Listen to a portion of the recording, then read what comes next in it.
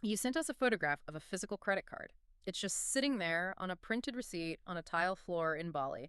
And the date on it is today, March 20, 2026. Right. Yeah. And, at first glance, it looks like a completely mundane transaction, like someone buying a ticket or paying for a meal for, what, about 50 Yeah. bucks? Roughly $50. But then we actually dug into the highly technical financial presentation transcripts you sent alongside that photo, and we realized this specific piece of plastic is actually this massive $1.2 million loophole just hiding in plain sight. It really is. It's wild. So welcome to the deep dive. Today, our entire mission is focused on explaining this fascinating stack of source material you shared with us. We are going to deconstruct exactly how a $50 transaction on a tile floor in Indonesia connects to a multi-billion-dollar digital empire. And it's an incredible cross-section of data. I mean, it matters immensely because of the sheer scale of what these companies are chasing right now. We are looking at a digital payment market that's projected to hit $10 trillion by 2030. 10 trillion. That is just an unfathomable amount of money. Exactly. And the presentation transcripts you provided, they offer this real-time blueprint of how new, really aggressive players are trying to capture that value. They aren't just, building cute little apps. No, they're going way bigger. Yeah, they're trying to fundamentally upgrade the world's traditional financial plumbing. They want to connect digital wealth directly to the physical world, completely bypassing the traditional gatekeepers. And to really understand how they are pulling this off, I think we have to start at the top of the food chain, right? Absolutely. Right. Like, before we can even look at that physical receipt or the mechanics of the credit card itself, we need to unpack the massive organization backing it. So, in the presentation transcripts, the speaker introduces this entity called the Anubi Foundation. Right. Anubi is positioned as this foundational heavyweight. According to the speaker's presentation, their focus is squarely on the bleeding edge of finance and tech. So, we're talking AI, Web3, real world assets, all that. Exactly. Artificial intelligence, Web3, real-world assets, or RWA, and heavy blockchain infrastructure. They're basically building the underlying roads and bridges for the next generation of the internet. Yeah. But what really stands out, at least to me, is their physical global footprint. They are operating in more than 16 countries. Yeah, and the speaker specifically highlights their offices in 12 major hubs, places like Dubai, Hong Kong, Singapore, Switzerland, London, and the Cayman Islands. Which is a very deliberate list. Right. Looking at that list, I mean, those aren't just random tech hubs. They are the undisputed global heavyweights for finance and increasingly for digital asset legality. It looks like a map of regulatory strongholds. So it is a highly strategic deployment. By establishing themselves in the specific jurisdictions, they are carefully navigating the incredibly fragmented global regulations around cryptocurrency. Because the rules are completely different everywhere you go. Exactly. Hmm. And furthermore, Anubi claims to hold over 15 different financial licenses. This allows them to operate in almost 180 countries worldwide. Wow. Yeah, they're building this complex regulatory mosaic that lets them move money globally with, honestly, far less friction than your standard traditional regional bank. Okay, but let's talk about the numbers the speaker throws out, because I have to push back a little bit here. Sure. So they claim over 120 investment projects and more than 30 incubated projects. But the real jaw dropper is their claim of a 62% annualized portfolio growth and a 4.2x average return on investment. It's huge. It's astronomical. I mean, if you Right. look at the S&P 500, a phenomenal year might be, what, 20%? Yeah, 20% is a banner year. Right, so consistent 62% annualized growth and a 4.2x ROI. That sounds almost too good to be true. It completely defies gravity in traditional finance. It defies traditional finance because they are operating completely outside of it. Those numbers speak to the extreme volatility and the aggressive nature of the sectors they are trying to dominate. Like a financial octopus with tentacles and everything. Exactly. The presentation mentions heavy investments in AI and something called GameFi, which is essentially integrating financial mechanics and token rewards directly into digital gaming ecosystems. Like getting paid real value to play a video game. Right. And they mention a specific project called Metal Studio in this space. They are also super deep into DeFi 3.0, or decentralized finance. Okay, stop there for a second. Whenever I see 3.0 attached to a tech term, I usually assume it just means they've automated something that used to require a human to do it. Oh. What makes their decentralized finance protocol 3.0? Actually, that's a really great way to think about it. So early DeFi was basically just lending and borrowing crypto on a blockchain. Pretty manual. Right, you had to manage it yourself. Yeah, exactly. DeFi 3.0 typically involves highly complex automated strategies. We're Okay. talking smart contracts that constantly move funds around to hunt for the absolute highest yields across different platforms. Oh, so it's doing the shopping for you. Yes, entirely, Right. without the user having to do anything manually. Yeah. The transcripts mention Anubi has a specific DeFi 3.0 protocol called Origin and as an associated coin called LGNS. Okay. And according to the speaker, the total Anubi ecosystem value is sitting at about $3.8 billion. Origin alone accounts for more than $1 billion of that total. $6 million. That is massive. They also mention RWA, or real world assets, right? Yeah, So they are taking physical things like real estate, art, maybe even commodities like gold, and they're creating digital tradable tokens for them on the blockchain. exactly. So you have this massive pool of digital value. You've got gaming tokens, automated yield farming protocols, tokenized real estate, all adding up to almost $4 billion. It's a massive war chest. Right. But here is the huge unresolved tension in this entire pitch. $1 billion in digital tokens doesn't buy you a latte at Starbucks. No, it certainly doesn't. You can't just hand a cashier a string of smart contract code. So how do they actually funnel this theoretical digital wealth into the real world? And that is the exact problem Anubi is trying to solve.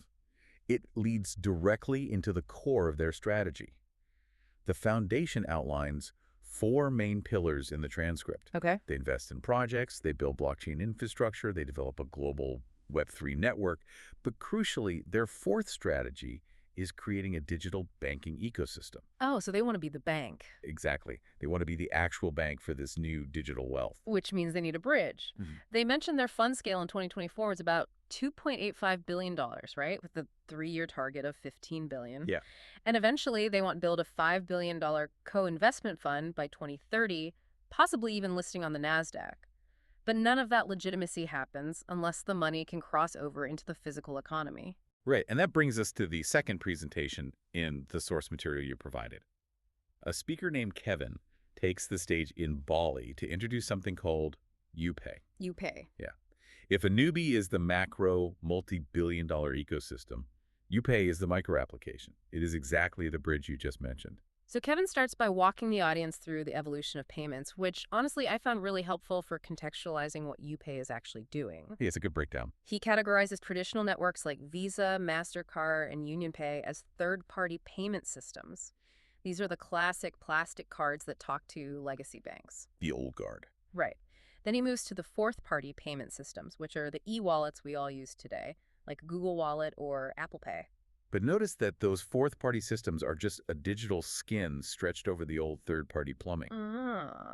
Yeah. When you use Apple Pay, it's still ultimately routing through a traditional bank and the traditional Visa or MasterCard network.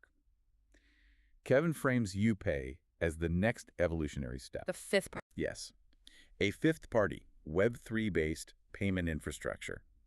It is designed so that users can spend their cryptocurrency globally using a Upay Visa card, completely bypassing the traditional banking layer entirely. Let's break down the actual mechanism of how this works under the hood, because this is where it gets really clever. According to Kevin, the user's funds are stored in a Web3 decentralized wallet. Right. And because it's a decentralized wallet, the user holds the private keys. They don't have to worry about a bank manager freezing their account or putting a hold on their funds.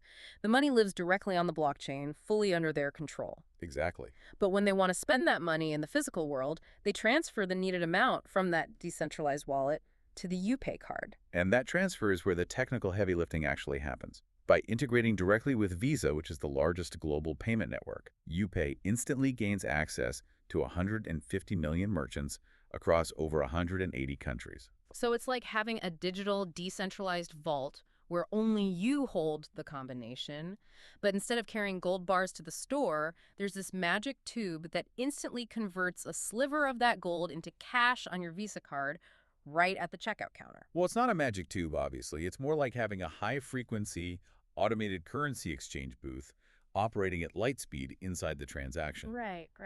The second you tap the Upay card, The protocol instantly liquidates exactly $50 worth of your digital asset on the open market, hands that newly converted fiat currency to the Visa network, and pays the merchant.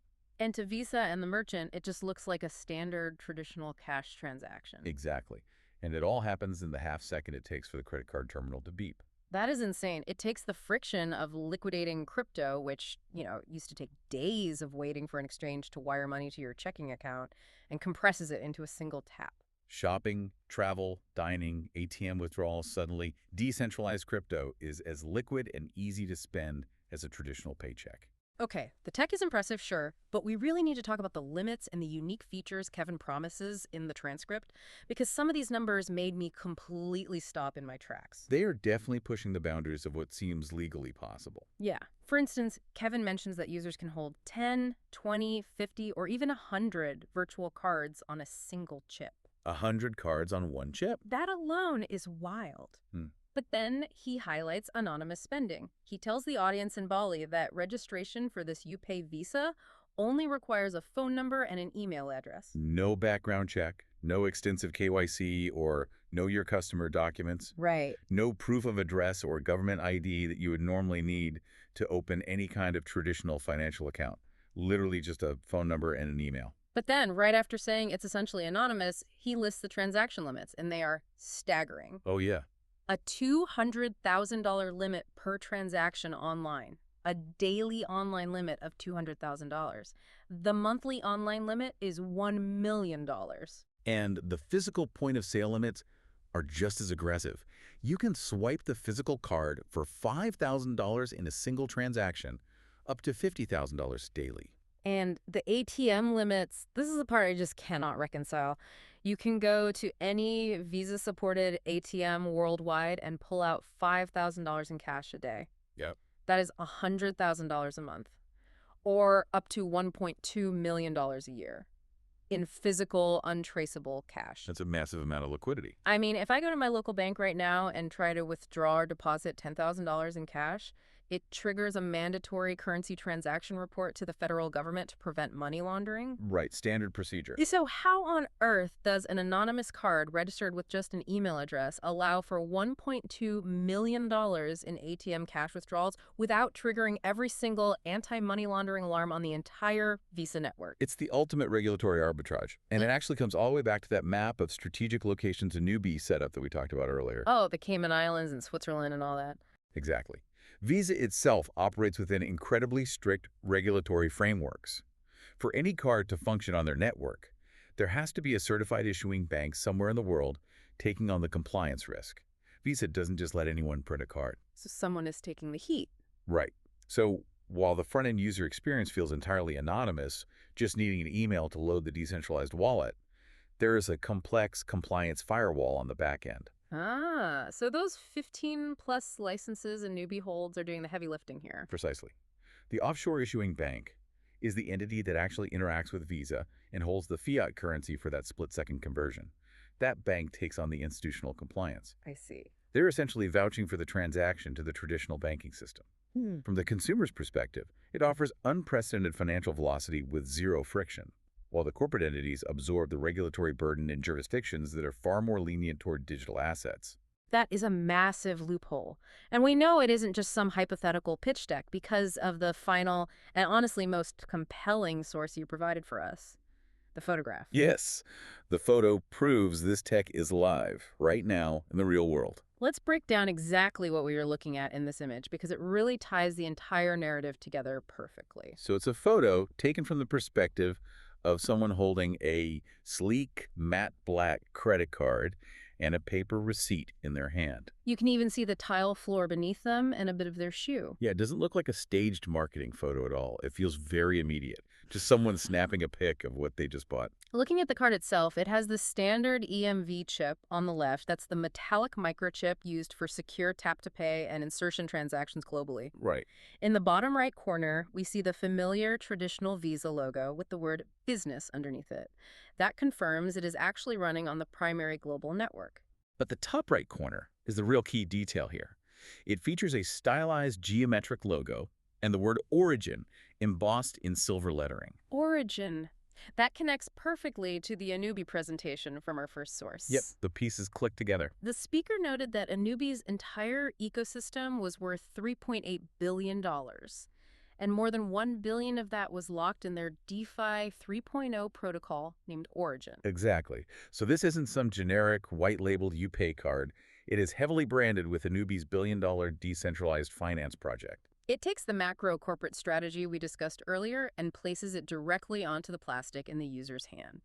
Now let's examine the transaction receipt tucked under the card, Okay, so it's printed on standard thermal paper bearing the logo for BNI. which is Bank Negara Indonesia. That's a massive state-owned bank in the country. Underneath the logo, it has a tagline that reads Meliani Negeri, Kebanggaan Bangsa, which basically translates to serving the country, pride of the nation. So we know exactly whose payment terminal processed the sale. Right. And the location details on the receipt tell us exactly where this happened. It reads Karsis Jiba GmbL under the corporate entity PT Garuda Atmatra, Indonesia. The address listed is in Badung. Badun, Bali, the exact same island where Kevin was giving his presentation to the audience about the Upay system. Exactly. They didn't just talk about it in a conference room. Someone literally walked outside the venue and used the tech. And the receipt details exactly how the network handled it. It notes a tap sale utilizing that EMV chip. The card type is listed as Visa off US credit with the last four digits 8390. I noticed that off-US term in the source. Does that just mean it's an out-of-network transaction for the Indonesian bank? That is exactly what it means. It's an industry routing term. It indicates that the card being used was not issued by the same bank that operates the merchant's payment terminal. Oh, got it. BNI is capturing the transaction at the terminal in Bali, but the Origin Visa card is issued by a completely different, likely international offshore entity. Right, one of those licensed hubs. Yep. It demonstrates the seamless cross-border nature of the Visa network, accepting this Web3-backed card without a single glitch. BNI just sees a valid Visa approval. And the amount of the transaction. The total is for RP 760,000. That's 760,000 Indonesian rupiah, which converts to roughly 50 US dollars. A completely normal everyday purchase. Right. It's not a multi-million dollar corporate transfer between banks. It's just a standard consumer buying a ticket or paying a tab. Exactly. And the final piece of the puzzle, printed right there at the bottom of the receipt, the date, 2003-2026, March 20, 2026, today. The synchronization of these sources is just remarkable. It moves from abstract theory to physical execution on the exact same day. So let's synthesize this deep dive. You gave us a stack of sources that piece by piece revealed a complete functioning financial pipeline. Yes. We started at the absolute top with a multi-billion-dollar foundational ecosystem called Anubi, boasting astronomical growth, investments in AI and DeFi 3.0, and holding strategic licenses across the globe. The macro level. Right. Then we moved down through their strategy to Upay, a Web3 payment infrastructure promising anonymous spending with massive million-dollar limits by using offshore regulatory arbitrage. The bridge. And finally, we traced that digital infrastructure straight into a physical matte black card, stamped with the Origin logo, executing a mundane $50 transaction via a tap-to-pay terminal in Bali today. And if we look at the broader implications of all this, like why you listening should care about a $50 receipt in Indonesia, it's because this represents a fundamental breach of the wall between two economies. For years, cryptocurrency and decentralized finance have been criticized for being isolated. Real wealth was locked away in digital wallets, entirely separated from the traditional everyday economy. It was monopoly money until you cashed it out. Exactly. What these sources prove is that the conversion problem has been solved.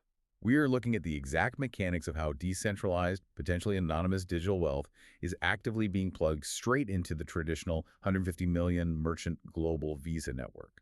It takes the invisible light speed movement of the blockchain and makes it solid enough to hand to a cashier. The traditional banking ledger and the decentralized blockchain are no longer theoretical adversaries. They are actively processing transactions together seamlessly on a tile floor in Bali. Which leaves us with a pretty massive, honestly, slightly unsettling question to ponder as we wrap up today. Yeah. If anyone, anywhere, can control massive amounts of funds in a decentralized Web3 wallet and spend up to $1.2 million a year in cash withdrawals completely anonymously with nothing but an email and a phone number, what happens to the concept of global financial regulation? Right. As Web3 makes this invisible money entirely spendable in the real world through these offshore loopholes, Will national governments be able to adapt their regulations? Or is traditional financial tracking about to become completely obsolete? It fundamentally challenges how nations monitor wealth. It really is the multi-trillion-dollar question for the next decade. It really is. Well, thank you for sharing such a fascinating, highly detailed stack of sources with us to explain today. It was an incredible look under the hood of the new economy. Absolutely. This has been the Deep Dive. We'll catch you next time.